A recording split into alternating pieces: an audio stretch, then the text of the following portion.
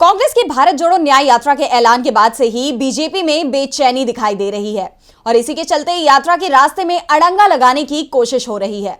और इसी के चलते राहुल गांधी की यात्रा की परमिशन को पहले लटकाया गया और बाद में ऐसा फैसला दिया जिससे कांग्रेस में नाराजगी दिखाई दे रही है।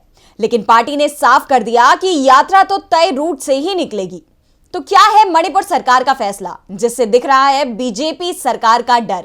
देखिए ये रिपोर्ट। 14 जनवरी से राहुल गांधी के नेतृत्व में कांग्रेस की भारत जोड़ो न्याय यात्रा शुरू हो रही है। बीजेपी यात्रा के रास्ते में रुकावट डालने की कोशिश कर रही है क्योंकि ये यात्रा लोकसभा चुनाव से ठीक पहले हो रही है और इस यात्रा का असर चुनाव पर पड़ेगा, जिससे बीजेपी में डर साफ साफ दिखाई दे रहा है। और इसी के चलते मणिपुर सरकार ने यात्रा की परमिशन को पहले तो लटकाए रखा और बाद में सुरक्षा का हवाला देते हुए इसे खारिज कर दिया। दरअसल कांग्रेस यात्रा को इम्फाल के पैलेस ग्राउंड से शुरू करने की अनुमति मांग रही थी। अब पार्टी दूसरे स्थान की तलाश में जुट गई है, लेकिन ये जरूर साफ कर दिया है कि यात्रा मणिपुर से शुरू होगी और इम्फाल से ही शुरू की जाएगी। मैदान बदला जा सकता है।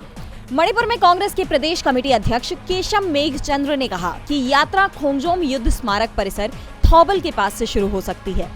अब फैसला हाईकमान को करना है। दूसरी ओर कांग्रेस ने यात्रा की तैयारियों को और तेज कर दिया है। आज कांग्रेस के महासचिव केसी वेणुगोपाल और जयराम रमेश ने भारत जोड़ो न्याय यात्रा से जुड़ा पैम्फलेट, वेबसाइट और न्याय योद्धा कैंपेन लॉन्च किया। इसके साथ ही पार्टी की ओर से एक नंबर भी जारी किया है जिस पर मिस्ड कॉल देकर लोग न्याय योद्धा बन सकते हैं।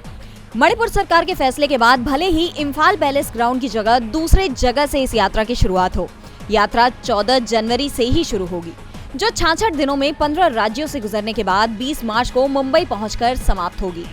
इस दौरान ये यात्रा 6700 किलोमीटर की दूरी तय करेगी।